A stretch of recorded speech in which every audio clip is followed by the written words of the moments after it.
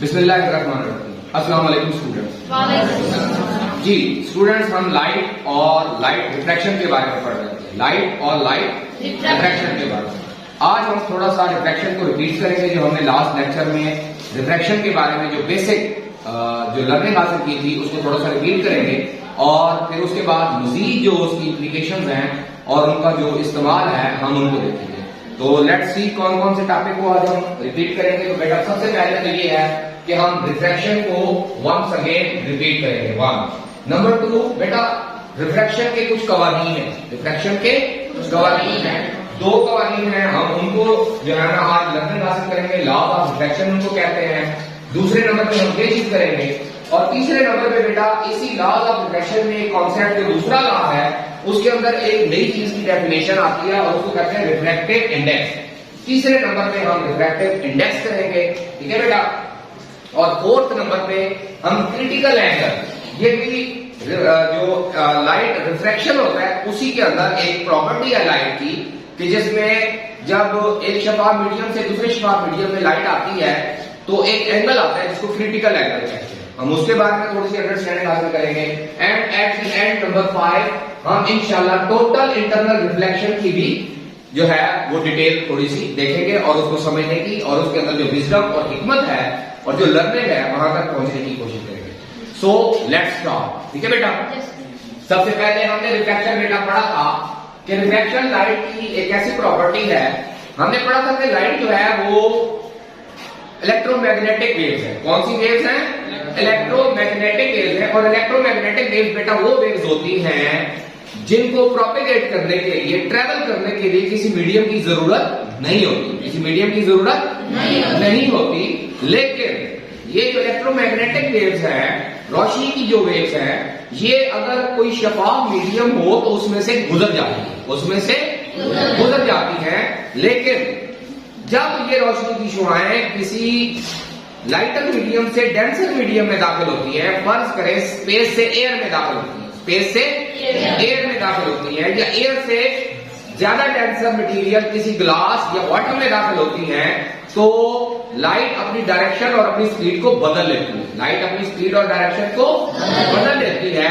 इस मजर को या इस फिनोमिनन को लाइट रिफ्रैक्शन कहते हैं। लाइट का रिफ्रैक्शन कहते हैं और उर्दू में इसको कहते हैं रोशनी का इनअताब। क्या कहते हैं? रोशनी का इनअताब। तो उसके हम देखते हैं बेटा, अगर आपने इसमें पढ़ा था कि ये जो रे है, ये जो रे आ रही है ऊपर से, ये ऑब्जर्वर है। यहाँ क्या है? ऑब्जर्वर, ये देख रहा है इस रे को, ठीक है बेटा। और ये ग्लास है, ये क्या है? ग्लास है या वाटर है। मैंने denser medium, air lighter medium है, वाटर जो है या ग्लास जो है ये डेंसर मीडियम है, ठीक है। तो ये अगर खड़ा हुआ है तो ऑब्जर्वर यहां से देखता है, तो अगर वो देखेगा, अगर हम इसको वाटर ही समझे तो ये जो रे जो एयर से वाटर के सतह के साथ टकरा रही है तो ये बेटा है इंसिडेंट रे। इसको हमने क्या कहा था? Incident ray. इस रे को हमने क्या कहा था? Incident ray. इसको हम इंसिडेंट रे कहते हैं, इंसिडेंट रे। ये बेटा इंसिडेंट रे थी। इंसिडेंट रे जब सतह से टकराई तो इसको जाना तो सीधा यहां से चाहिए था, लेकिन जैसे कि हमने रिफ्रैक्शन में पढ़ा है कि जब लाइटर मीडियम से डेंसर मीडियम में आती है तो वो अमूद की जानिब झुक गई, अमूद की जानिब झुक गई। पढ़ा कि जो ये जो इंसिडेंट रे है जब डेंसर मीडियम यानी वाटर की सतह से टकराई तो ये सीधी जाने की बजाय अमूद की जानिब झुक गई। हमने ये इस सतह के ऊपर अमूद बनाया था तो ये अमूद की जानिब झुक गई। इसी को बेटा रिफ्रैक्शन कहते हैं कि इंसिडेंट रे यहां से आके यहां पे टकराई और रिफ्रैक्टेड रे को यहां से सीधा जाना चाहिए था, लेकिन ये रे जो है ये मुड़ गई इधर को अमूद की जानिब। ये हमने जो लाइन डॉटेड कहती थी इसको हमने क्या कहा था? नॉर्मल। क्या कहा था? नॉर्मल या अमूद। नॉर्मल या अमूद। ये सतह के ऊपर, प्लेन के ऊपर उसी नुक्ते पे है जिसको इंसिडेंट हमने पॉइंट कहा। ये तीनों रे जो है रिफ्रैक्टेड रे, इंसिडेंट रे और अमूद, ये तीनों एक ही प्लेन पर इंसिडेंट पॉइंट के ऊपर है, ठीक है बेटा। इसके बाद बेटा हमने ये कहा था कि ये जो इंसिडेंट रे इस अमूद के साथ जो एंगल बना रही है इसको कहते हैं एंगल ऑफ इंसिडेंस। इसको छोटे आई से जाहिर किया है, इसको क्या कहते हैं? Angle of incidence. और जो रिफ्रैक्टेड रे इस प्लेन के साथ, नॉर्मल के साथ जो एंगल बना रहे हैं, ये गलत बन गया है, असल में ये होना चाहिए अमूद के साथ, और ये समूद के साथ जो एंगल बन रहा है ये इसका एंगल ऑफ रिफ्रैक्शन है, एंगल ऑफ रिफ्रैक्शन है। अच्छा बेटा, इसमें अगर आप गौर करें कि जब रोशनी की शुआ रेयर मीडियम से डेंसर मीडियम में आ रही है तो रोशनी की शुआ अमूद की जानिब झुक गई है। इधर झुक गई है, आना इसको इधर से चाहिए था लेकिन ये इधर को झुक गई है। इसकी वजह से क्या हो रहा है, लाइटर मीडियम से जब एयर डेंसर मीडियम में आई लाइट की रेज, तो लाइट रेज जो है वो अमूद की जानिब झुक गई, अमूद की जानिब झुक गई। ठीक है, इस कंडीशन के अंदर आप देखें तो एंगल ऑफ इंसिडेंस बड़ा है जबकि एंगल ऑफ रिफ्रैक्शन छोटा होगा। ठीक है बेटा, तो ये आपने याद रखना है कि जब भी लाइट जो है वो रेयर मीडियम से डेंसर मीडियम में जाएगी तो एंगल ऑफ रिफ्रैक्शन जो है वो एंगल ऑफ इंसिडेंस से छोटा हो जाएगा, एंगल ऑफ इंसिडेंस से छोटा हो जाएगा। ठीक है बेटा, तो ये आपने याद रखना है, इसको क्या करना है, याद रखना है एक पॉइंट को। ठीक है, कि जब इस कंडीशन में ये रेयर मीडियम है, जब यहां पे जा रही है तो इधर से अगर लाइट आ रही है, यूं आ रही है डेंसर मीडियम की जानिब, तो इसमें क्या हो रहा है कि एंगल ऑफ इंसिडेंस जो है वो बड़ा है एंगल ऑफ रिफ्रैक्शन से, एंगल ऑफ नजर आ रहा है बेटा, इस रिफ्रैक्शन के अंदर ये हो रहा है, इस पार्ट के अंदर। अब हम दूसरे पार्ट के अंदर चलते हैं कि अगर डेंसर मीडियम से लाइटर मीडियम में आ रही है, वाटर से या ग्लास से रोशनी की शुआ एयर में आ रही है। अब इसको आप समझ लें, यहां पे ये ग्लास है, क्या है, ग्लास है और ये एयर है, ये अब ग्लास डेंसर मीडियम है और एयर लाइटर मीडियम है। अब इसके ऑपोजिट हो रहा है, इसके ऑपोजिट हो रहा है। डेंसर मीडियम से जब लाइटर मीडियम में रोशनी की ये शुआ आ रही है बेटा, तो अब आप देखें ये क्या हो रहा है, अब ये हो रहा है कि ये अमूद से परे हट रही है। इसको आना तो यहां से यूं चाहिए था, ऐसे ही ना बेटा, इसकी डायरेक्शन तो ये बन रही है, लेकिन ये क्या हो रहा है, ये रे थोड़ी सी परे हट रही है, अमूद से परे हट रही है। अब इस कंडीशन में अगर आप देखें तो एंगल ऑफ इंसिडेंस छोटा है और एंगल ऑफ रिफ्रैक्शन बड़ा हो गया, एंगल ऑफ रिफ्रैक्शन बड़ा हो गया, इसके ऑपोजिट हो गया। अब देखिए एंगल ऑफ रिफ्रैक्शन यहाँ पे बड़ा है और एंगल ऑफ इंसिडेंस जो है वो छोटा है। ठीक है बेटा, अब क्या हो रहा है कि डेंसर मीडियम से लाइटर मीडियम में आ रही है, डेंसर से लाइटर मीडियम में आ रही है। यहाँ पे क्या हो रहा था, लाइटर मीडियम से डेंसर मीडियम में आ रही है, तो इसके अंदर क्या बड़ा होता है, एंगल ऑफ इंसिडेंस बड़ा होता है, जबकि इस कंडीशन में एंगल ऑफ रिफ्रैक्शन बड़ा होता है। यही वजह है बेटा, इसी वजह से इस रोशनी की शुआ के मुड़ने और एंगल ऑफ इंसिडेंस और एंगल ऑफ रिफ्रैक्शन के तब्दील होने की वजह से जब भी हम किसी तालाब के अंदर कोई चीज पड़ी हुई देखते हैं तो हमें उसकी हाइट कम नजर आती है, उसकी हाइट मत करेंगे। ये ऑब्जर्वर जो है वो इस फिश को देख रहा है, इस फिश को देख रहा है। अब लाइट अगर रेज सीधी आती तो इसकी पोजीशन यहाँ पे गहराई में बन रही थी, लेकिन रिफ्रैक्शन की वजह से ये लाइट रेज मुड़ गई और इसको कम सफर तय करना पड़ा, इसलिए ये इमेज इस इमेज से ऊपर है, यानी हमें पानी की गहराई कम नजर आती है, पानी की गहराई कम नजर आती है। जो रियल डेप्थ है और जो विजिबल डेप्थ है उसमें फर्क होता है, रियल एंड विजिबल डेप्थ में फर्क आ जाता है। जब हम पानी में एयर में खड़े होके, लाइटर मीडियम में खड़े होके एक डेंसर मीडियम के अंदर जो कि ट्रांसपेरेंट है, बस करें वाटर है, हम उसके अंदर देखते हैं तो उसके अंदर जो ऑब्जेक्ट पड़ा है उसकी गहराई हमें कम नजर आती है, उसकी गहराई हमें कम नजर आती है। ये क्यों होती है, रिफ्रैक्शन की वजह से। क्यों नजर आती है, रिफ्रैक्शन। ये भी एक रिफ्रैक्शन का मजर है कि जब आप लाइटर मीडियम में खड़े होकर डेंसर मीडियम में देखेंगे तो उसके अंदर जो ऑब्जेक्ट पड़ा है उसकी हमें जो है डेप्थ कम नजर आती है, तो विजिबल डेप्थ कम नजर आती है, रियल डेप्थ ज्यादा है, विजिबल डेप्थ, रियल डेप्थ ज्यादा है। हकीकत में वो ऑब्जेक्ट जो है वो काफी गहरा पड़ा है लेकिन हमें ऊपर नजर आ रहा है। किस वजह से ऊपर नजर आ रहा है, रिफ्लेक्शन की वजह से। किसकी वजह से है, रोशनी के इनअताफ की वजह से। ये आपने कॉन्सेप्ट याद रखना है। ये भी पूछा जा सकता है कि आप ये बताएं कि जब हम वाटर, ट्रांसपेरेंट वाटर के अंदर कोई ऑब्जेक्ट पड़ा हुआ देखते हैं तो उसका डेप्थ हमें कम क्यों नजर आती है। उसका जवाब क्या होगा, due to refraction, due to refraction. जब हम लाइटर मीडियम से डेंसर मीडियम में हम देखते हैं या लाइट रेज जाती है तो लाइट रेज जो है वो अमूद की जानिब झुक जाती हैं, जिसकी वजह से वो ऑब्जेक्ट जो है वो हमें कम डेप्थ में नजर आता है, ऊंचा नजर आता है। रियल डेप्थ से जो विजिबल डेप्थ होती है वो कम नजर आती है। ठीक है बेटा, तो ये कॉन्सेप्ट आपने याद रखना है। अब हम चलेंगे दूसरे कॉन्सेप्ट की जानिब। ठीक है बच्चों, अब समझ आ गया बेटा, बेसिक रिफ्रैक्शन का कॉन्सेप्ट हमने जिक्र कर लिया है और उसके साथ साथ हमने जिक्र कर लिया है कि जो विजिबल डेप्थ है वाटर के अंदर और जो रियल डेप्थ है उस पर डिफरेंस क्यों आता है। विजिबल डेप्थ जो है वो हमें कम नजर आती है पानी के अंदर और जो रियल डेप्थ होती है वो ज्यादा होती है। ये फर्क क्यों आता है? रिफ्रैक्शन की वजह से। और रिफ्रैक्शन में होता क्या है, क्योंकि जब लाइटर मीडियम से डेंसर मीडियम में लाइट रेज जाती है तो वो अमूद की जानिब झुक जाती है, इसकी वजह से उनको ट्रेवल कम करना पड़ता है और वो जो ऑब्जेक्ट है वो हमें थोड़ा सा बुलंदी पे नजर आता है, थोड़ा सा बुलंदी पे। रियल डेप्थ की बजाय जो विजिबल डेप्थ है वो थोड़ी सी ऊंची होती है। ठीक है बेटा, ये कॉन्सेप्ट आपने याद रखना है। फिर आगे हम चलते हैं बेटा दूसरे कॉन्सेप्ट पे, वो है लॉज ऑफ रिफ्रैक्शन। ये जब बेटा लॉज ऑफ रिफ्रैक्शन होता है ये खास कंडीशंस के अंदर होता है। किसके अंदर होता है? खास कंडीशंस अगर पूरी होंगी तो हम इसको देख सकते हैं, हम इसके पैटर्न को समझ सकते हैं। रिफ्रैक्शन के पैटर्न को समझने के लिए दो कवानीन है। कितने कवानीन है? दो लॉज है, उनको कहते हैं लॉज ऑफ रिफ्रैक्शन। नंबर एक बेटा ये है कि ये इंसिडेंट रे, रिफ्रैक्टेड रे और ये प्लेन। इंसिडेंट रे नंबर एक, रिफ्रैक्टेड रे और ये जो नॉर्मल है, ये जो नॉर्मल है ये इंसिडेंट पॉइंट के ऊपर जहां पे ये तीनों मिल रहे हैं, इंसिडेंट पॉइंट के ऊपर एक ही मस्तगी या एक ही प्लेन पे होते हैं। बेटा समझ आ गई है? एक ही सतह पे। फर्ज करें कि ये अमरूद है तो ये इंसिडेंट रे है और यहां से नीचे रिफ्रैक्टेड रे, या तीनों के तीनों एक ही पॉइंट पे है, उस पॉइंट को कहते हैं इंसिडेंट पॉइंट। और ये सारे के सारे एक सतह पे हैं, एक मस्तगी पे है। ये इसका पहला कानून है, ये होगा तो रिफ्रैक्शन होगा। समझ आ रही है बेटा? ये कंडीशन पूरी होगी तो रिफ्रैक्शन का जो फिनोमेनन है वो हमें नजर आएगा। सेकंड कंडीशन क्या है कि सेकंड वजह क्या है कि रिफ्रैक्शन क्यों होता है?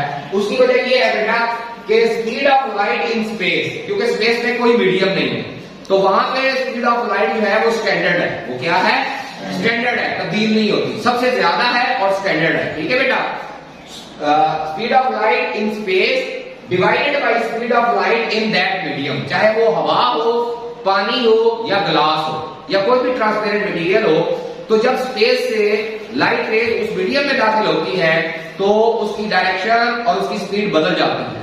इनकी जो रेशियो निकलती है बेटा वो एक फिक्स मिकदार है। वो क्या है? वो एक कांस्टेंट है। वो क्या है? कांस्टेंट है, constant.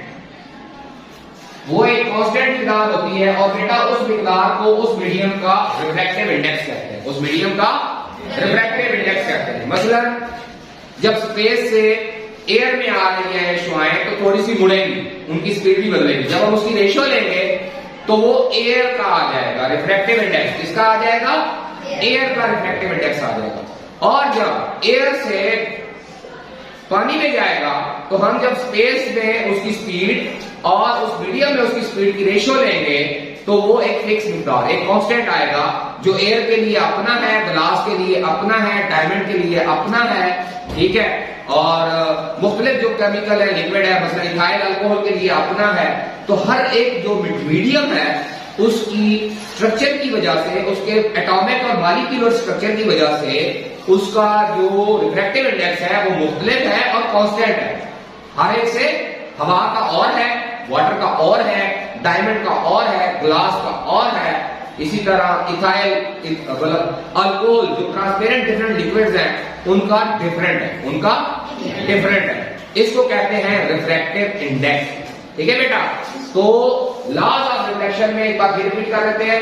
Incident ray, refracted ray and plane at the point of incidence they all are present at the same plane, at the same plane. Incident ray, refracted ray, normal यानी अमूल, ये incident point पे एक ही सतह पे मौजूद होते हैं, एक ही मस्तगी सतह पे मौजूद होते हैं। ये है रिफ्रैक्शन का पहला कानून। दूसरा कानून ये है कि रोशनी की रफ्तार, खला में रोशनी की रफ्तार और किसी मीडियम में रोशनी की रफ्तार की निस्बत उस मीडियम के लिए हमेशा एक कांस्टेंट है, उस मीडियम के लिए हमेशा एक कांस्टेंट है और इस कांस्टेंट को हम कहते हैं रिफ्रैक्टिव इंडेक्स। क्या कहते हैं? Refractive index. ये इसमें आपने लॉज ऑफ रिफ्रैक्शन भी पढ़ लिए और एक तीसरी चीज रिफ्रैक्टिव इंडेक्स भी जान ली। ठीक है बेटा। तो फर्स्ट लॉ क्या है कि ये तीनों रेज और नॉर्मल, दोनों रेज और नॉर्मल इंसिडेंट पॉइंट पे एक ही सतह पे है और रोशनी की रफ्तार स्पेस में, रोशनी की रफ्तार उस मीडियम में, इनकी जो निस्बत है या रेशियो है ये कांस्टेंट है और इस कांस्टेंट को कहते हैं रिफ्रैक्टिव इंडेक्स। नंबर 3 के बाद हम चलते हैं नंबर 4 पे। नंबर 4 पे हमने पढ़ लिखा हुआ है क्रिटिकल एंगल। क्या है बेटा? Critical angle. यहां से अगर आप देखें बेटा कि जब भी रोशनी की शुआएं लाइटर मीडियम से डेंसर मीडियम में जाती हैं तो ये रोशनी की शुआएं जो है ये अमूद की जाने मिलती है। अब जब डेंसर मीडियम से लाइटर मीडियम में आती हैं तो अमूद से परे हटती है, अमूद से परे हटती है। अब हम चलते हैं यहां पे। यहां पे देखें, यहां से देखें बेटा कि ये पहला ऑब्जर्वर है, इसके लिए एंगल ऑफ इंसिडेंस छोटा है। पहले के लिए एंगल ऑफ इंसिडेंस छोटा है। हम एंगल ऑफ इंसिडेंस को थोड़ा सा और बढ़ाते हैं तो रिफ्रैक्शन यहां पे आ रहा है। रिफ्रैक्शन कहां पे आ रहा है?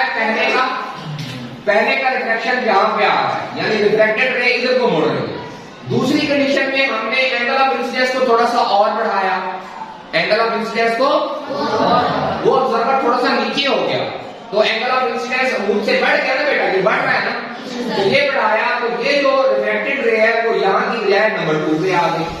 समझ आ रही है?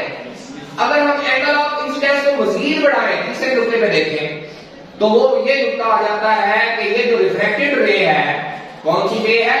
रिफ्रैक्टेड रे, तीसरी रे, ये इस प्लेन के साथ 90 डिग्री का एंगल बना रही है। कितने डिग्री का एंगल बना रही है? वो एंगल ऑफ इंसिडेंस जिसके जरिए एंगल ऑफ रिफ्रैक्शन 90 डिग्री का हो जाए, उस एंगल ऑफ इंसिडेंस को क्रिटिकल एंगल कहते हैं। उस एंगल ऑफ इंसिडेंस को हम इस पहले एंगल को क्रिटिकल एंगल नहीं कह सकते, दूसरे को नहीं कह सकते, लेकिन तीसरा जो है क्योंकि इसके नतीजे में रिफ्रैक्टेड रे उसी सतह पे, सतह के साथ साथ मुड़ गई है तो इसको कहते हैं क्रिटिकल एंगल। इसको क्या कहते हैं? बेटा जब ये फिनोमेनन होता है उस वक्त क्या होता है कि ये जो मछली का इमेज है ये सतह पे नजर आना शुरू होता है। किस पे नजर आएगा? सतह पे। आप अगर तालाब हो कोई, आप उसके ऐसे देखें तो आपको पहले डेप्थ कम नजर आएगा। आप थोड़ा सा पीछे हो जाए या नीचे हो जाए तो आप क्या कर रहे हैं? आप इंसिडेंस एंगल को बढ़ा रहे हैं। आप बढ़ाते जाए यहां तक बढ़ाएं कि आपको पानी की सतह चमकदार नजर आए और उसका जो बॉटम का अक्स है वो उसकी सतह पे नजर आना शुरू हो जाए तो वो पॉइंट बेटा क्रिटिकल है। वो पॉइंट क्या है? क्रिटिकल है। अगर इस फिश को, ये बंदा नीचे को होता जाए, ये बंदा देख रहा है तो इसको फिश तो ये रियल है, यहाँ पे इसकी जो हाइट है, इसकी जो डेप्थ है वो कम नजर आ रही है। अगली बार और कम नजर आएगी, यहाँ पे नजर आएगी, ऐसे ही है ना। अगर इसको और नीचे लेके जाए तो इसको सतह के ऊपर ये मछली का अक्स नजर आएगा। ये इसलिए नजर आएगा क्योंकि रिफ्रैक्टेड रे उसकी सतह के साथ मुड़ गई है, सतह के साथ चली गई है और इसने 90 डिग्री का अमूद के साथ एंगल बना लिया है। तो ये वाला जो एंगल ऑफ इंसिडेंस है इसको बेटा कहते हैं क्रिटिकल एंगल। इसको क्या कहते हैं? Critical angle. समझ आ रही है कि ऐसा एंगल ऑफ इंसिडेंस जिसकी वजह से एंगल ऑफ रिफ्रैक्शन उसी मीडियम की सतह के साथ और अमूद के साथ 90 डिग्री का एंगल बना ले तो ऐसे एंगल ऑफ इंसिडेंस को क्रिटिकल एंगल, ऐसे एंगल ऑफ इंसिडेंस को क्या कहते हैं? Critical angle. ठीक है बेटा। अब हम चलते हैं अपने फिफ्थ टॉपिक की जानब जो हमने अब लर्न करना है वो है बेटा टोटल इंटरनल रिफ्लेक्शन। क्या है? Total internal reflection. अब बेटा आप देखें कि अगर हम ये जो एंगल है इसको हम बंदे को मजीद नीचे करें तो इस बंदे को जो वाटर की सरफेस है वो ब्लैक नजर आएगा क्योंकि कोई भी रोशनी की शुआ जो है वो क्रिटिकल एंगल से नीचे अगर हम जाएं तो वो बाहर नहीं निकलती बल्कि उसी मीडियम में वापस चली जाती है, उसी मीडियम में वापस चली जाती है। या इसको मैं ऐसे बयान कर सकता हूं कि ऐसा एंगल ऑफ इंसिडेंस जो क्रिटिकल एंगल से ज्यादा हो, ऐसा एंगल ऑफ इंसिडेंस जो क्रिटिकल एंगल से ज्यादा हो, उस सूरत में रिफ्रैक्टेड रेज उस मीडियम से बाहर ही नहीं आती बल्कि उसी के अंदर रिफ्लेक्ट हो जाती है, उसी के अंदर सतह से टकरा के रिफ्लेक्ट हो जाती है इस फिनोमिनन को कहते हैं total internal reflection. Total internal reflection समझ आ रही है बेटा? अब फर्ज करें कि हमने यहां पे बनाया है, अगर इस बंदे को अगर यहां से ये मजीद यहां से देखें, अगर ये बंदा यहां पे बैठ के देखे तो इसको वाटर की सतह ब्लैक नजर आएगी, चमकदार सतह नजर नहीं आएगी, क्योंकि यहां से जो रोशनी की शुआएं हैं वो सतह से टकरा रही हैं और फिर वापस जा रही हैं, सतह से टकरा के दोबारा मीडियम में वापस जा रही है। क्यों? उसका एंगल ऑफ जो इंसिडेंस है वो क्रिटिकल एंगल से बड़ा हो गया। यहां तक क्रिटिकल एंगल है, अगर वो इसे बड़ा करेंगे तो फिर सारी की सारी शुआएं अंदर ही मुड़ जाएंगी, सारी की सारी शुआएं अंदर ही मुड़ जाएंगी, उसी मीडियम के अंदर रहेंगी। इस फिनोमेनन को कहते हैं critical internal total internal reflection. यानी उस कंडीशन में जब angle of incidence critical angle से बड़ा हो जाएगा तो रोशनी की तमाम शुआएं उसी मीडियम में दोबारा रिफ्लेक्ट हो जाएंगी और मीडियम से बाहर नहीं आएंगी। ऐसे एंगल ऑफ इंसिडेंस को, ऐसा जब एंगल ऑफ इंसिडेंस जो कि क्रिटिकल एंगल से बड़ा हो उसके नतीजे में होने वाला रिफ्लेक्शन टोटल इंटरनल रिफ्लेक्शन का मजर बन जाए, टोटल इंटरनल रिफ्लेक्शन का मजर बन जाता है। यानी जिस तरह हम आईने में कहते हैं ना, अभी तक हमने यहाँ पे कितना भी पढ़ा है, रिफ्लेक्शन पढ़ा है, लेकिन यहाँ पे हमने क्या लिखा है? रिफ्लेक्शन। और रिफ्लेक्शन ग्लास से होता है, शीशे से, चमकदार से, क्योंकि यहाँ पे क्रिटिकल एंगल से एंगल ऑफ इंसिडेंस बड़ा हो गया है और इसके नतीजे में रोशनी की तमाम शुआएं अंदर ही रिफ्लेक्ट हो जाती हैं। तो इस कंडीशन को या इस फिनोमेनन को कहते हैं total internal reflection. Thank you very much बच्चों।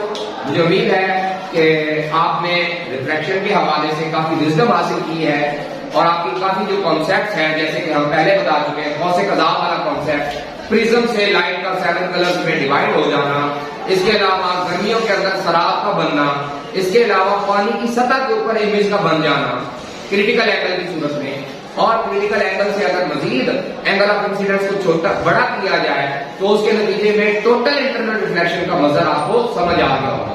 थैंक यू वेरी मच बच्चों, जरूर इनको रिमेम्बर कीजिएगा और इनसे जो हिकमत है, आप जो विजडम है उसको हासिल करने की कोशिश कीजिएगा। Thank you very much.